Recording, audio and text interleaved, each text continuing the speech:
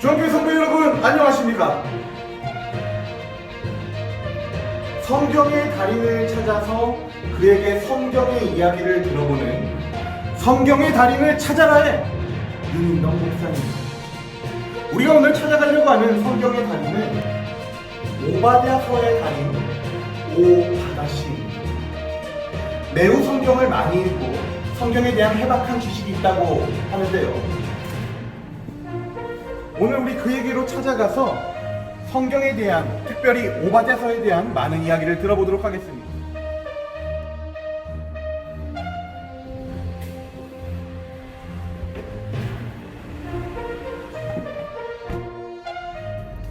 네, 여러분, 오바다시를 만나기 위해 주한교회 주차장을 지금 나가고 있는 중인데요. 계속 가다가 보니까 우리가 오바다시가 오바댜서에 대해서 매우 잘 알고 있는데 우리가 아무런 지식이 없이 또 오바다시를 만나는 것은 우리가 더 깊이 성경을 보는데 도움이 안 될 것 같다는 생각이 불현듯 듭니다. 그래서 우리 잠깐, 여러분들이 허락해 주신다면 제가 알고 있는 오바댜서에 대한 어떤 지식 같은 것들을 좀 나누고자 하는데 여러분 괜찮으실까요? 괜찮으세요? 네, 괜찮다고 하시니까 대답은 괜찮다고 하셨던 걸로 생각을 하고 제가 오바댜서에 대해서 몇 가지 이야기를 하도록 하겠습니다. 먼저 오바댜서는 딱 한 장으로 되어져 있는 성경입니다. 진짜 짧은 성경인 게 한 장일 뿐만 아니라 그 안에 담겨져 있는 절수도 21절밖에 안 되어져 있어요. 구약 성경 안에서 가장 짧은 성경이 오바댜서이죠. 그래서 어떤 분들은 오바댜서를 생각할 때 짧은 성경이니까 너무 쉬운 성경이겠다 라고 생각하실 수도 있지만 그렇지 않습니다. 오바댜서는 생각보다 어렵고 난해한 부분이 존재하는 성경이에요. 한 두 가지 정도 이유에서 그런데 제가 설명해 드릴게요. 먼저 첫 번째는 오바댜서의 저자가 누구인지를 알기가 힘들다는 점입니다. 오바댜서니까 오바댜가 쓴 거 아닌가요? 맞는 말이죠. 오바댜니까 오바댜서니까 오바댜가 쓴 게 맞습니다. 그런데 어떤 오바댜가 썼느냐가 중요한 거죠. 구약 성경 안에는 12명의 오바댜가 존재합니다. 그 12명의 오바댜 중에서 어떤 오바댜가 오바댜서를 썼는지 알기가 어려운 거예요. 어떤 분들은 이런 얘기들도 하십니다. 뭐냐 하면 열왕기상 18장 3절을 보게 되면 나쁜 왕 아합이 자신의 신하이지만 그 신하는 하나님을 깊이 경외하는 어떤 신하가 있었습니다. 그 신하의 이름은 오바댜였어요.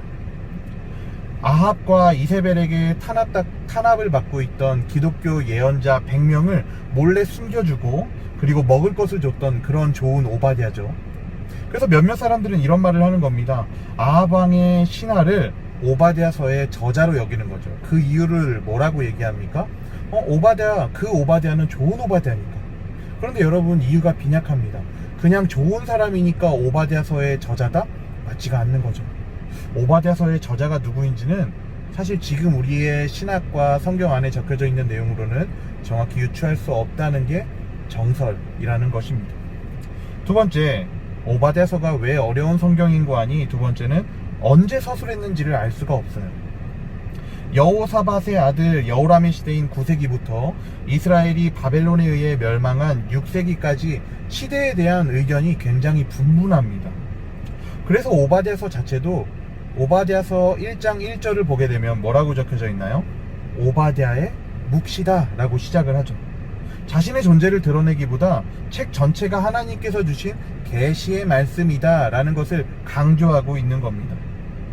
이런 이유들 때문에 오바댜서가 어려운 거고, 그래서 불가타 성경을 편찬한, 우리한테는 이제 제롬이라고 알려져 있는 히에로니무스 같은 사람들은 오바댜서를 가르쳐서 말하기를 기리에 반비례해서 어려운 성경이다 라고 합니다. 제가 말이 너무 길었네요. 빨리 가서 오바댜에 대해서는 오바다 선생님에게 듣는 게 맞죠.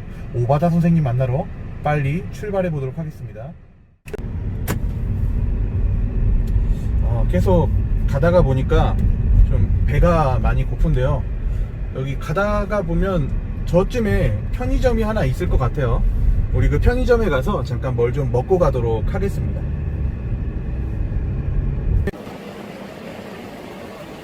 네, 배가 고파서 편의점에서 먹을 것 하나 사서 나왔습니다. 자리에 앉아서 좀 먹도록 할게요. 제가 무슨 음식 사왔는지 혹시 궁금하십니까? 안 궁금하십니까? 저는 팥죽을 좀 사왔습니다. 보시면은 이 팥죽인데 잘 보이나요? 까보면 네, 붉은색 팥죽이죠. 팥죽을 좀 사왔어요. 여러분 근데 이 팥죽하면 떠오르는 성경 인물이 있지는 않으신가요? 두 명이 생각나지 않으십니까? 한 명 야곱, 또 한 명 에서. 맞죠? 두 명이 생각이 납니다. 여러분 팥죽 한 그릇에 장자권을 산 야곱, 그리고 팥죽 한 그릇에 장자권을 잃어버린 에서가 생각이 납니다. 이 둘이 생각이 나는데, 그런데 여러분 야곱의 형 에서가 나중에 이제 에서가 야곱이랑 헤어졌을 때 에서가 세운 나라의 이름이 무엇인지 아십니까? 그 나라의 이름이 바로 에돔입니다. 오늘 우리가 배우고 있는 이 오바댜서에서는 에돔을 향한 하나님의 심판의 메시지가 중심 내용으로 담겨져 있어요. 창세기 25장 23절을 보면 야곱과 에서, 그리고 이스라엘과 에돔 사이에 전쟁의 역사가 오래되었는데 그 전쟁의 역사의 시작이 어디였는지를 이야기해 줍니다. 23절에 있는 말씀 제가 읽도록 할게요. 여호와께서 그에게 이르시되 두 국민이 내 태중에 있구나. 두 민족이 내 복중에서부터 나누이리라. 이 족속이 저 족속보다 강하겠고 큰 자가 어린 자를 섬기리라 하셨더라. 이러한 두 형제의 분쟁에 대한 예언은 오늘 제가 먹으려고 하는 이 팥죽에서부터 비롯되었죠.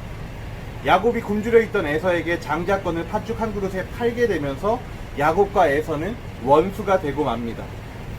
여기서 에서가 야곱의 이 붉은 팥죽을 좋아했다라는 말에서 에서의 별명이 붉다라는 뜻의 에돔이 되고, 이 에돔이라는 별명은 나중에 에서가 세울 나라의 이름이 된다, 그 이야기를 하고 있는 겁니다. 에서와 야곱의 전쟁은 이후에 이들의 자손인 이스라엘과 에돔 족속으로까지 이어지는 것을 우리가 알 수 있습니다. 에돔과 유다의 사이가 어찌나 안 좋은지를 극명하게 보여주는 한 말씀이 있는데 시편의 말씀입니다. 시편 137편 7절에 있는 말씀 제가 읽도록 하겠습니다. 여호와여, 예루살렘이 멸망하던 날을 기억하시고 에돔 자손을 치소서. 그들의 말이 헐어버리라 헐어버리라 그 기초까지 헐어버리라 하였나이다. 이스라엘이 하나님께 이야기합니다. 뭐라고요?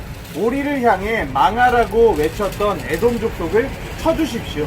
에돔이 유다를 향해서, 우리를 향해서 이렇게 말합니다. 헐어져라 헐어져라 헐어져라. 에돔과 유다의 관계를 잘 보여주고 있습니다. 에돔은 이스라엘이 망하는 것을 좋아했고 그것을 간절히 바랬습니다. 이러한 역사적인 배경 속에서 에돔은 하나님의 나라 이스라엘 민족을 괴롭히는 이방 민족의 상징적인 대표로 선정되었고, 실제로 구약에서도 에돔을 향한 심판의 메시지가 여러 곳에 담겨져 있어요.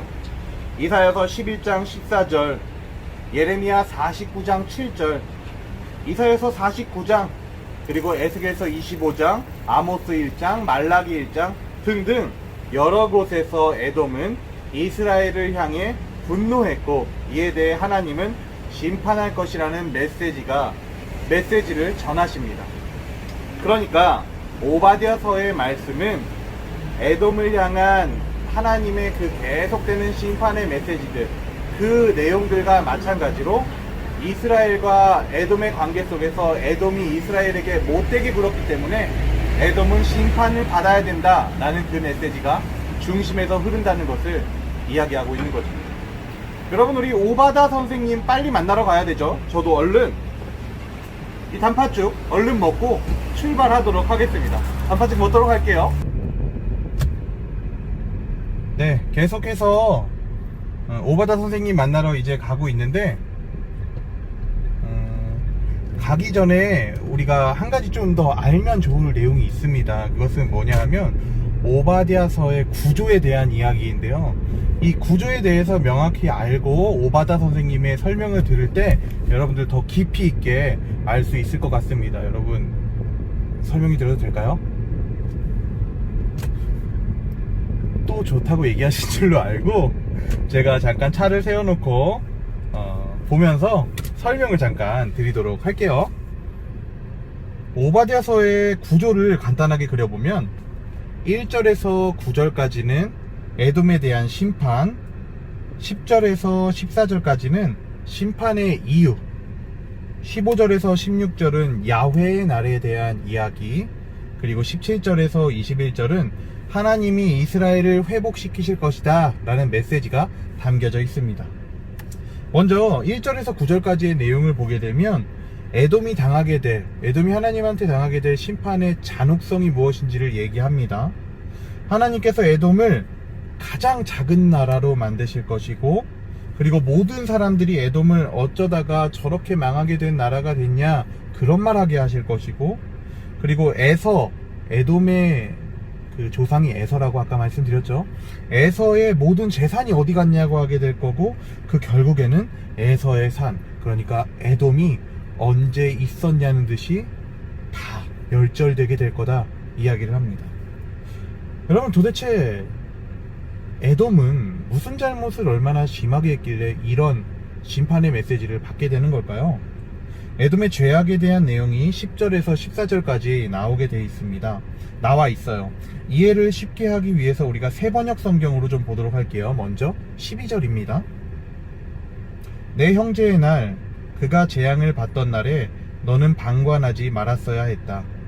유다 자손이 몰락하던 그날, 너는 그들을 보면서 기뻐하지 않았어야 했다.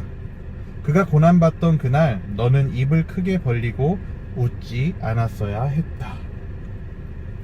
내 형제의 날을 이야기했는데, 그날은 이스라엘이 바벨론에 의해서 예루살렘 성전이 무너졌던 그날을 얘기합니다.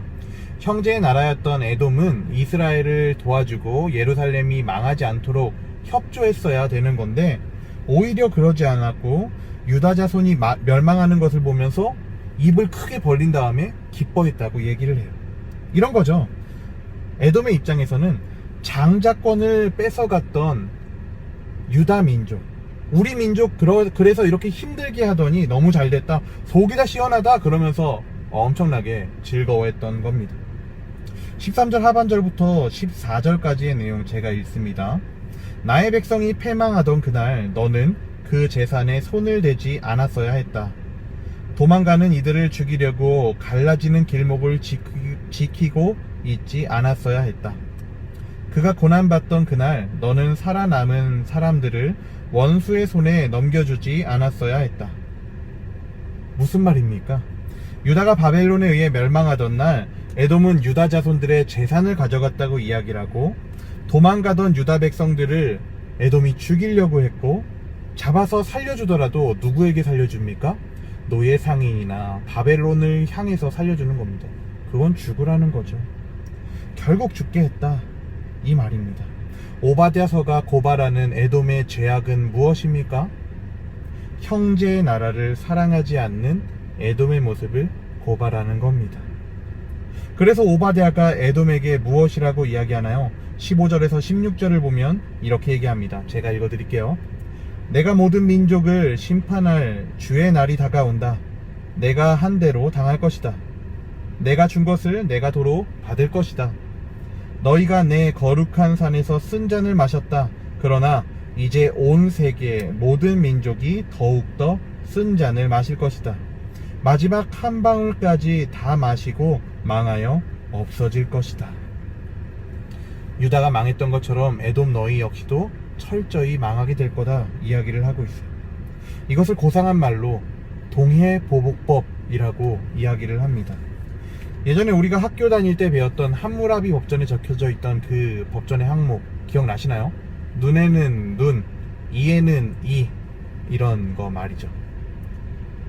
여호와의 날, 심판의 날에는 에돔이 유다에게 잘못했던 그 모든 내용들이 그대로 이루어질 것이라고 하나님은 말씀하셨고, 그 말은 그대로 성취되어져서 여호와의 날에 BC 533년에 바벨론에 의해서 에돔도 멸망합니다. 그대로 당하게 돼요. 그리고 17절에서 21절은 이스라엘이 지금은 망하게 되었지만 회복되게 될 것을 예언하십니다. 20절을 보면 이렇게 되어 있어요. 여호와의 날에 이스라엘은 결국 회복되게 될 것이고 궁극적으로는 승리하게 될 것이라는 그 메시지가 오바댜서의 구조의 끝에 담겨져 있습니다. 오바댜서의 구조를 우리가 전체적으로 살펴봤는데요. 여러분 얼른 오바댜 선생님 만나고 싶으시죠? 저도 그렇습니다. 차를 타고 이동하도록 할게요.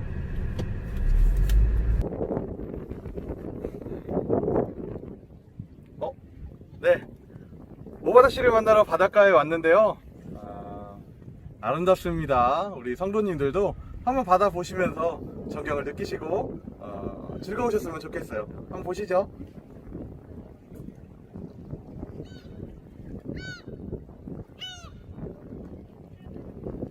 네.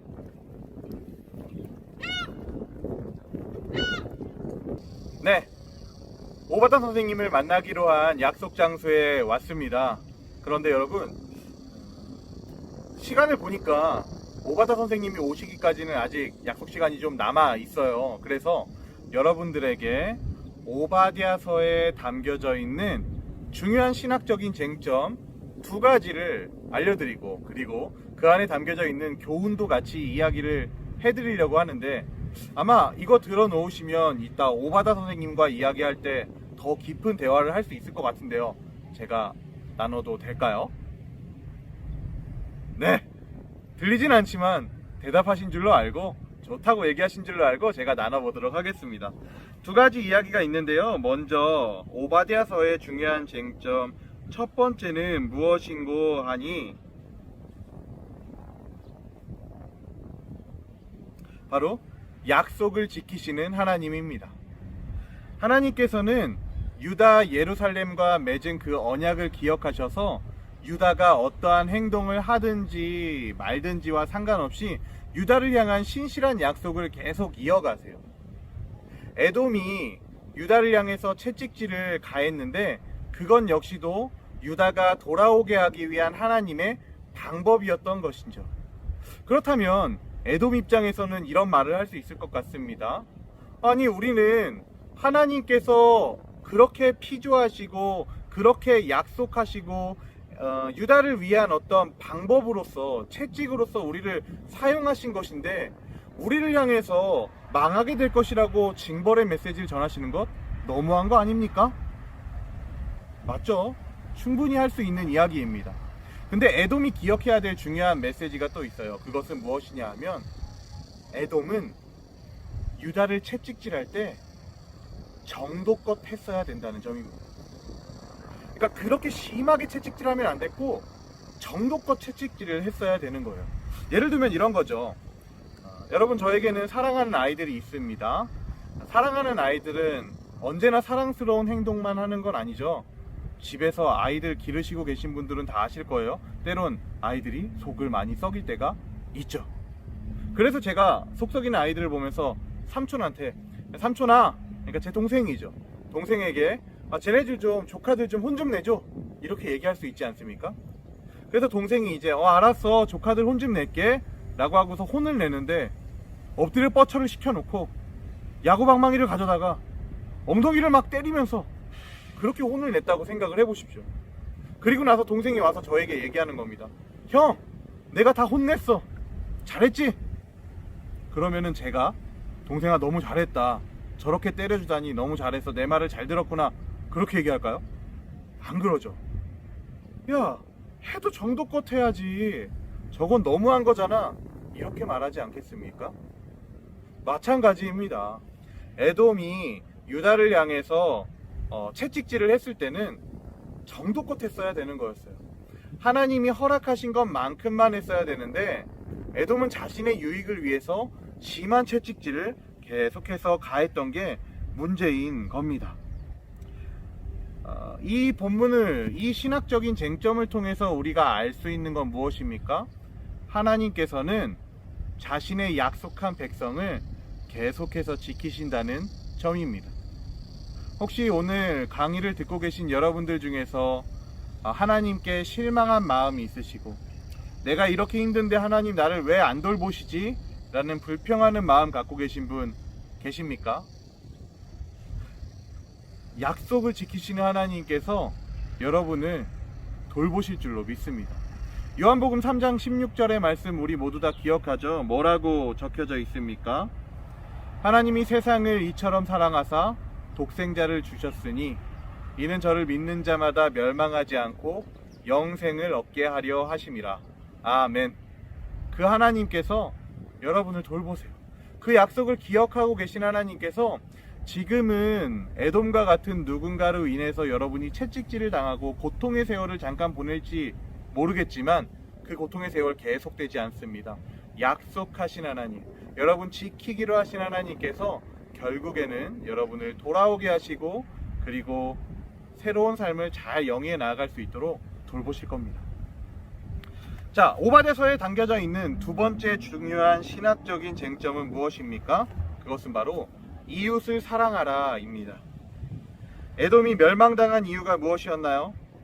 형제의 나라였던 유다를 향해서 그 유다가 고통당하고 있을 때, 멸망하려고 할 때 그들을 방치해두고, 그리고 그것을 보면서 오히려 비웃고, 그리고 유다를 삼키려고 하는 악인들, 그러니까 바벨론에게 유다를 데려다가 오히려 팔아먹고, 그리고 바벨론에 쫓겨가고 있는 유다의 사람들을 보면서 그들을 도륙하는 행동, 그 행동을 했던 것을 하나님은 좋지 않게 여기셨습니다.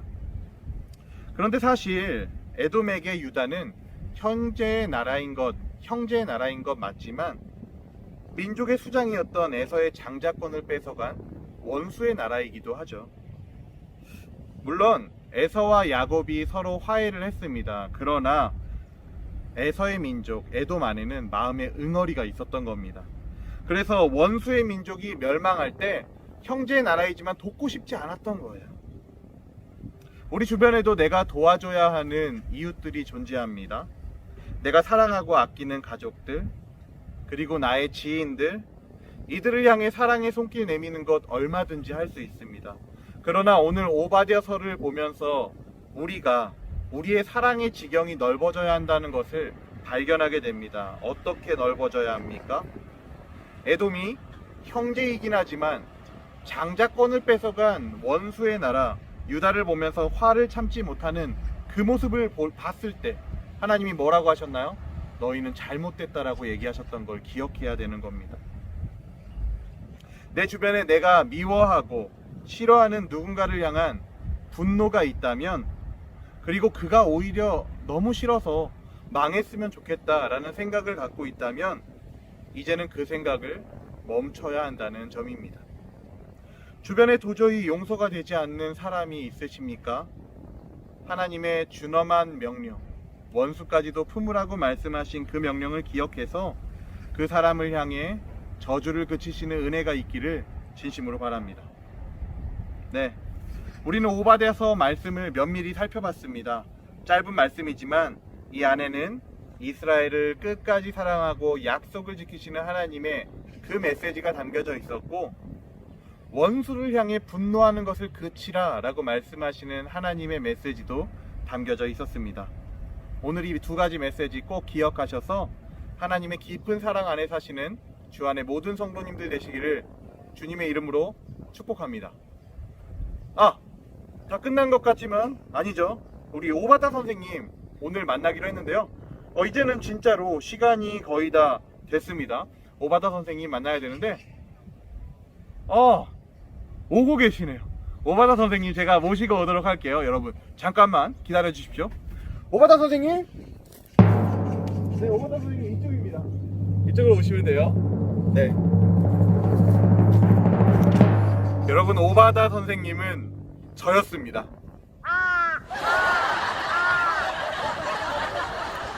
혹시 오바타가 전데 실망하신 분 계십니까?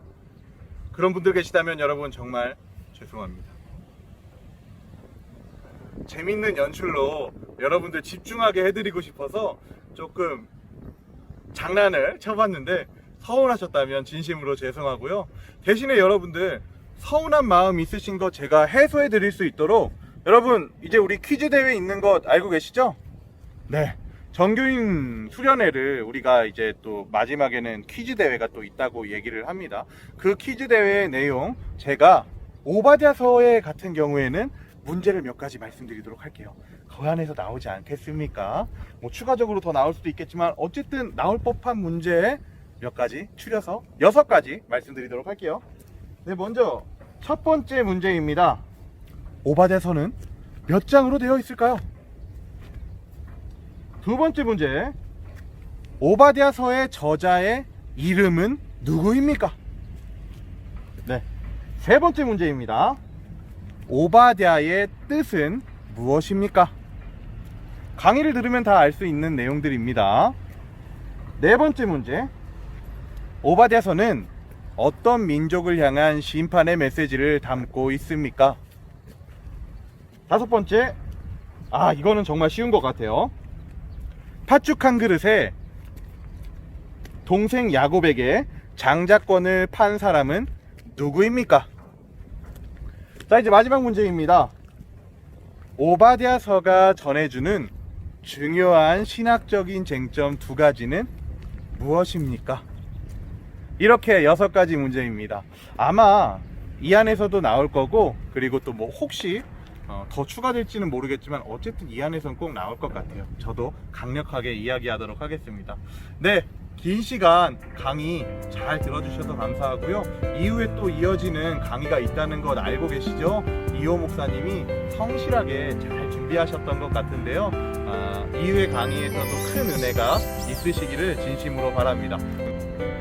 지금까지 성경의 달인을 찾아서의 오바댜 역할을 맡았던 윤진덕이었습니다. 감사합니다.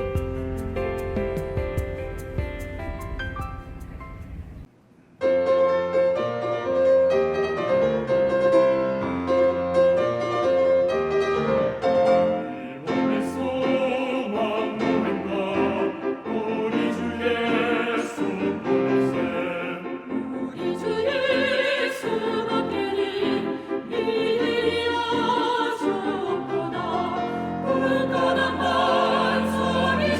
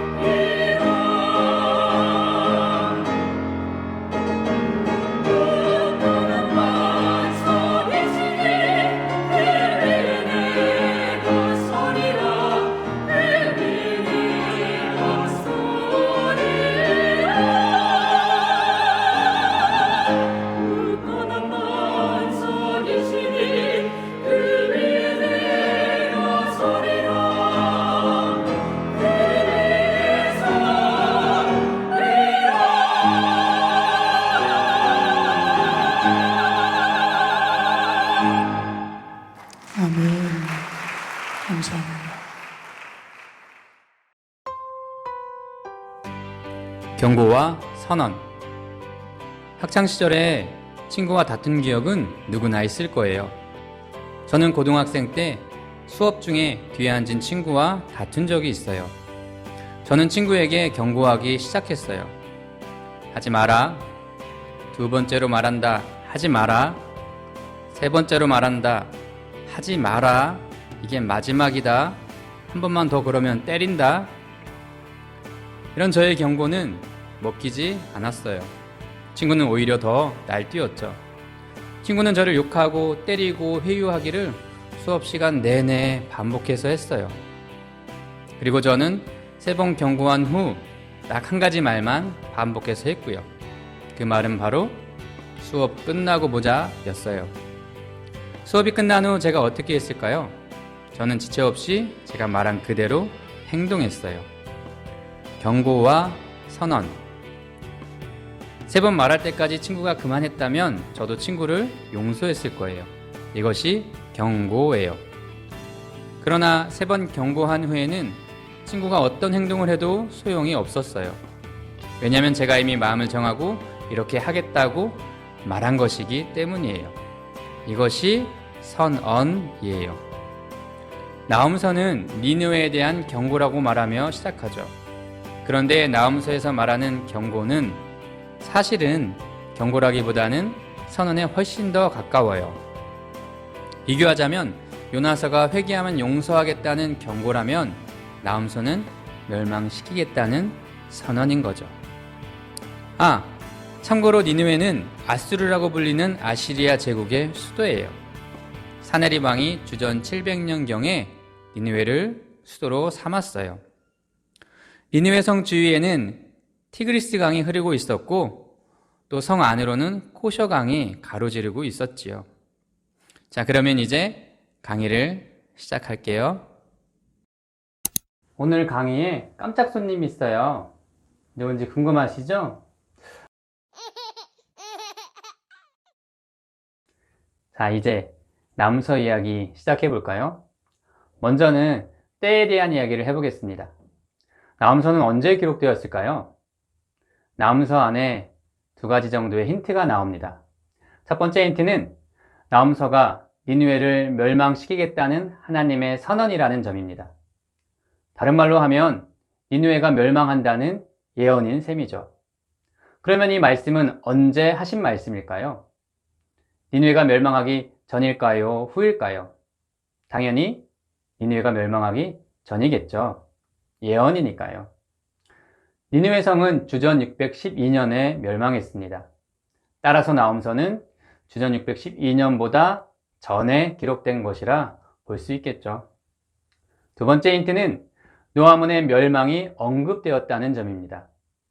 3장 8절에서 10절까지 그 얘기가 나오는데요. 제가 읽어보겠습니다. 내가 어찌 노아문보다 낫겠느냐? 그는 강들 사이에 있으므로 물이 둘렀으니 바다가 성루가 되었고 바다가 방어벽이 되었으며 구스와 애굽은 그의 힘이 강하여 끝이 없었고 붓과 루빔이 그를 돕는 자가 되었으나 그가 포로가 되어 사로잡혀 갔고 그의 어린 아이들은 길 모퉁이에 메어침을 당하여 부서졌으며 그의 존귀한 자들은 제비 뽑혀 나뉘었고 그의 모든 권세자들은 사슬에 결박되었나니.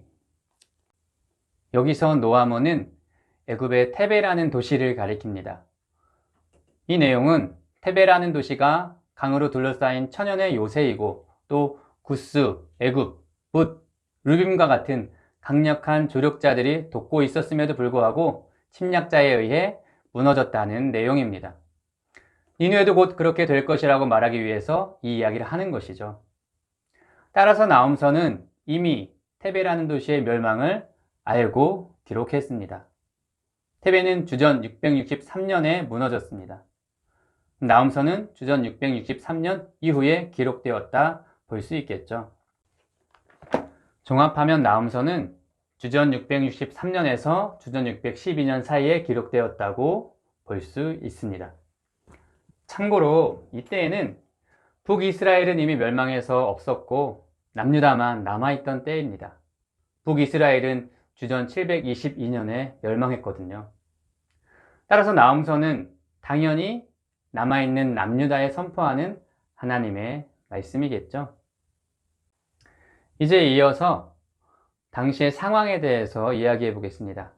나훔은 왜 남유다에 니느웨가 멸망한다는 말씀을 전했을까요? 아까 살펴본 바대로 나훔서가 기록되었다고 추정되는 그 시기에 아수르와 남유다 사이에 무슨 일이 있었는지 궁금해서 성경을 찾아보았습니다.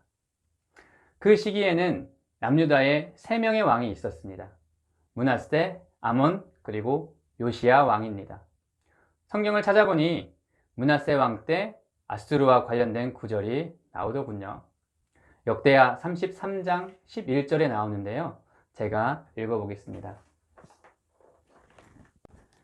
여호와께서 아수르 왕의 군대 지휘관들이 와서 치게 하심에 그들이 므낫세를 사로잡고 쇠사슬로 결박하여 바벨론으로 끌고 간지라. 므낫세는 예루살렘 성전 안에까지 우상을 세운 악한 왕이었습니다. 이에 하나님께서는 아수르를 이용하여 남유다를 치게 하셨지요. 그리고 므낫세 왕을 결박하여 바벨론에 끌고 가게 하셨습니다. 당시의 상황과 관련해서 또 한 가지 살펴볼 점이 있습니다. 바로 나훔의 이름입니다. 나훔은 위로를 의미합니다. 즉, 나훔이 전하는 말씀이 남유다에게 위로가 되었다는 얘기입니다. 따라서 당시의 상황에 대해서 이렇게 추측할 수 있습니다. 아수르가 멸망한다는 선포를 강력하게 해야 하는 상황이 있었던 것 같다. 아수르의 멸망을 가장 간절히 바라고 그것만이 위로가 된다고 하는 상황이 있었던 것 같다. 그것은 아마도 아수르로부터 심하게 괴롭힘을 당하는 상황이었을 것이다. 때와 상황이라는 배경에 대한 내용은 이 정도로 하고 이제 본문을 살펴보며 조금 더 자세한 내용을 나누도록 하겠습니다. 먼저 1장 1절 니느웨에 대한 경고 곧 엘고스 사람 나훔의 묵시에 그리라.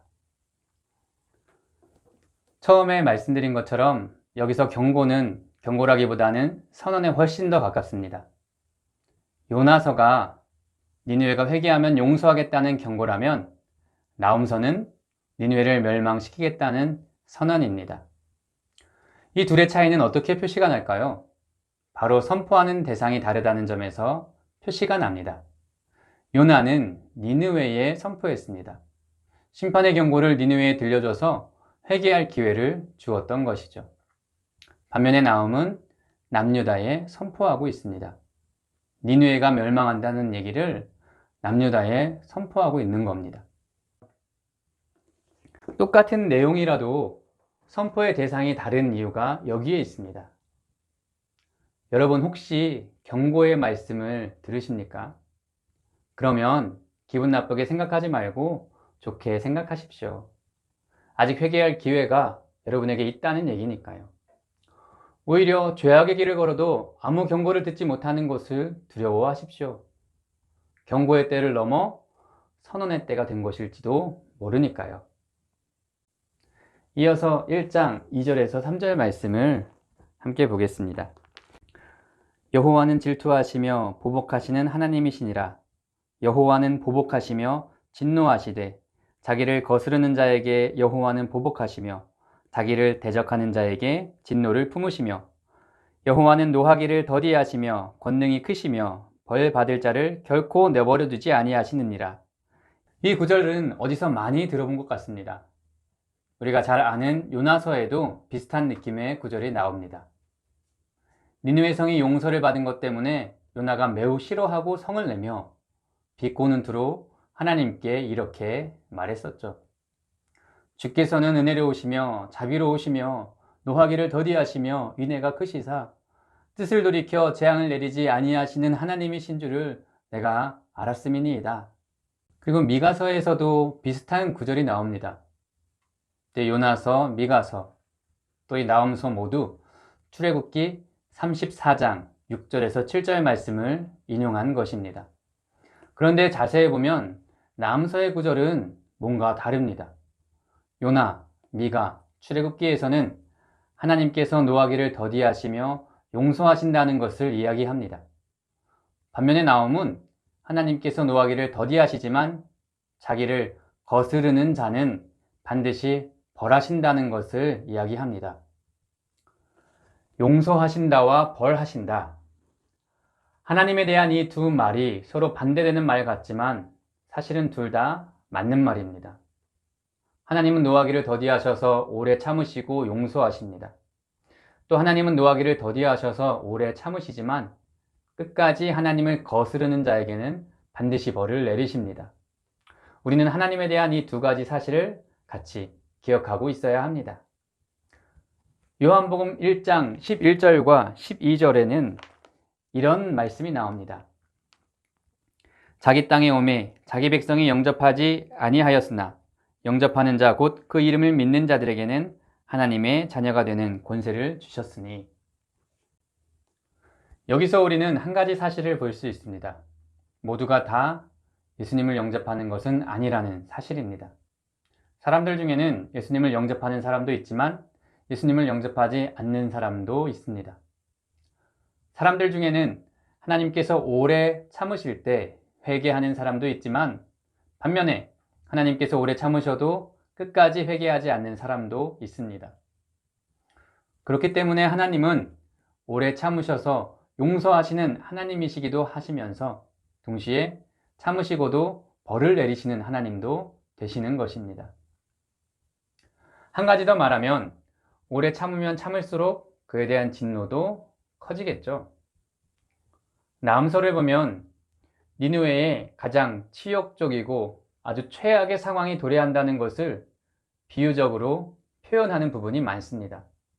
아주 잔인하고 또 강력하게 그러한 것들을 표현합니다. 그만큼 강력하고 참혹한 벌이 내려지게 된다는 얘기겠죠. 하나님께서 오래 참으신 만큼 그에 대한 진노도 또한 커졌다 볼 수 있습니다. 사실 나홈서에 나오는 그러한 표현들은 모두 실제로 아수르가 다른 나라들에게 수없이 행해왔던 일들이었습니다. 이제는 니느웨가 행했던 대로 당할 때가 된 것이죠. 그러니 나홈서를 보면서 또 나홈서만 가지고 하나님을 무자비하거나 잔인하다고 말하면 안 되겠죠. 다음으로 1장 8절과 2장 6절의 말씀을 같이 보겠습니다. 그가 범람하는 물로 그곳을 진멸하시고 자기 대적들을 흑암으로 쫓아내시리라. 강들의 수문이 열리고 왕궁이 소멸되며. 이 두 구절을 같이 본 이유를 눈치채셨습니까? 두 구절에 같이 나오는 것이 있죠. 바로 물입니다. 니느웨는 아시리아 또는 아수르의 수도라고 했습니다. 그런데 1800년대까지도 니느웨가 실제로 존재했다는 증거가 하나도 없었습니다. 발견된 유적들이 하나도 없었거든요. 그래서 성경에 나오는 아수르 이야기를 지어낸 이야기로 치부하는 경우도 꽤 있었다고 합니다. 그러다가 1846년에 영국의 고고학자인 레이어드가 드디어 니느웨 유적을 발굴하게 됩니다. 그제야 비로소 니느웨 성이 실제로 존재했고 아수르 이야기가 정말 사실이라는 것이 증명된 것입니다. 그러면 니느웨 유적은 왜 이렇게 오랫동안이나 발견되지 않았을까요? 그것은 니느웨 성에 물이 범람해서 흙이 6m나 쌓여 있었기 때문이라고 합니다. 또 이런 이야기도 있습니다.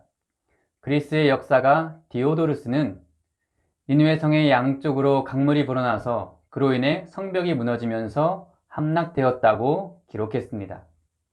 니느웨 성은 바벨론 메대 연합군이 함락시켰는데 실제로는 홍수로 물이 범람해서 수문이 열리고 성벽이 무너져서 함락되었다라는 것이죠. 이처럼 니느웨의 멸망은 물과 관련되어 있습니다. 하나님께서 말씀하신 대로 말입니다. 다음으로는 3장 1절의 말씀을 보겠습니다. 와 있을진저 피의 성이여 그 안에는 거짓이 가득하고 포악이 가득하며 탈취가 떠나지 아니하는도다. 니느웨 성의 실상을 이야기하고 있습니다. 니느웨를 피의 성이라고 부릅니다.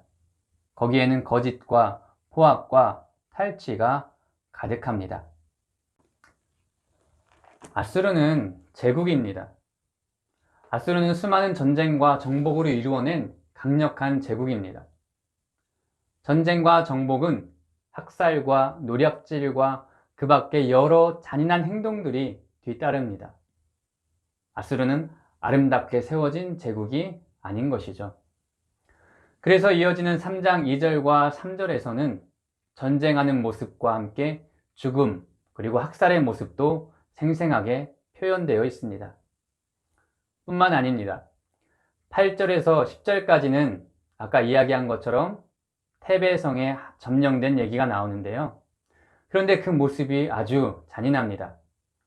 어린아이들이 길거리 모퉁이에 메어침을 당해 부셔져서 죽임을 당했다라고 나옵니다. 그런데 누가 이렇게 한 것인지 아십니까? 바로 아수르 제국이 테베성을 점령하며 이렇게 잔인한 짓을 했던 것입니다. 아수르는 자기들의 강함과 잔인함과 압도적으로 모든 것을 굴복시키고 군림하는 것을 자랑스럽게 여겼습니다. 이는 아수르 왕들의 어록과 기념비에 그대로 나타나 있습니다. 아수르 나시르팔 왕은 이렇게 말했습니다. 짐은 굴복하지 않는 자들을 모두 짓밟아 버리고 온 세상 사람들을 내 손아귀에 넣었느니라. 또 아수르의 디글랏 빌레셀 왕은 이렇게 말했습니다. 내 손은 42개 나라들과 그 왕들을 정복하였고 그들을 강력한 내 통치하에 눌러 놓았다. 그리고 또 어느 왕의 기념비에는 이런 문구가 새겨져 있습니다. 나는 귀족들의 껍데기를 벗겼고 3,000명의 포로들을 불에 태워 죽였다. 나는 한 명의 포로도 남겨두지 않았다. 나는 그들의 손과 발을 자르고 코와 귀를 베어내기도 하였다. 아수르의 강력하고 잔인한 통치를 대표하는 정책 중에 하나가 우리가 잘 알고 있는 혼혈 정책입니다. 다른 민족들끼리 강제로 결혼하게 해서 민족성을 말살하는 정책입니다. 그 대표적인 예가 우리가 잘 알고 있는 사마리아인들이죠. 아수르가 강제로 이방인들을 사마리아에 있는 유대인과 혼인하게 만들었던 것입니다.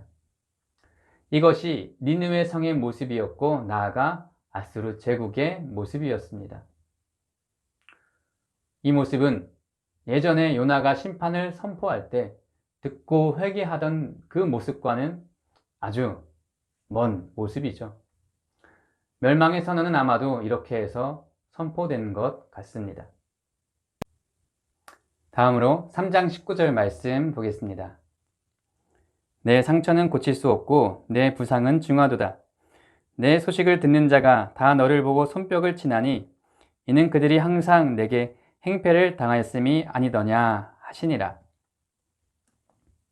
아수르의 멸망의 소식을 듣는 이들마다 기뻐하며 손뼉을 친다고 합니다. 왜냐하면 그들이 오랫동안 계속해서 아수르에게 학대받고 고통을 당해왔기 때문입니다. 얼마나 아수르 제국이 다른 나라들을 학대하며 괴롭혀왔는지 추측하게 해주는 구절입니다. 남유다를 비롯한 여러 나라들은 아수르 제국이 멸망하기만을 간절히 바랬던 것이죠.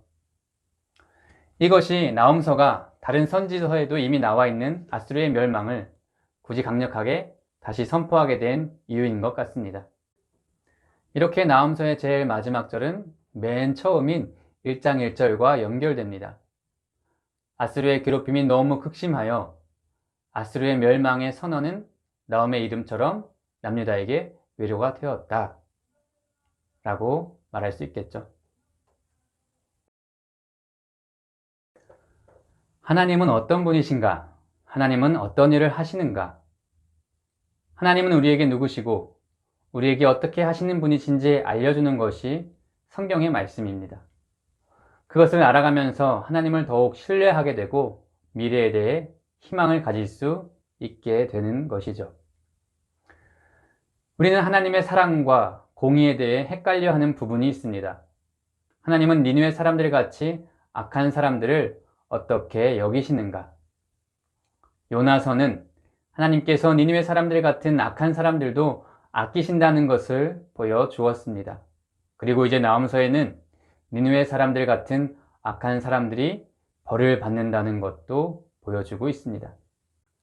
하나님은 악한 사람들도 사랑하셔서 그들을 모두 용서하기를 원하시지만 그들이 끝내 그것을 받아들이지 않고 나홈서의 표현대로 하나님을 끝까지 거스르고 대적한다면 결국은 벌을 받게 된다는 것으로 설명할 수 있겠죠.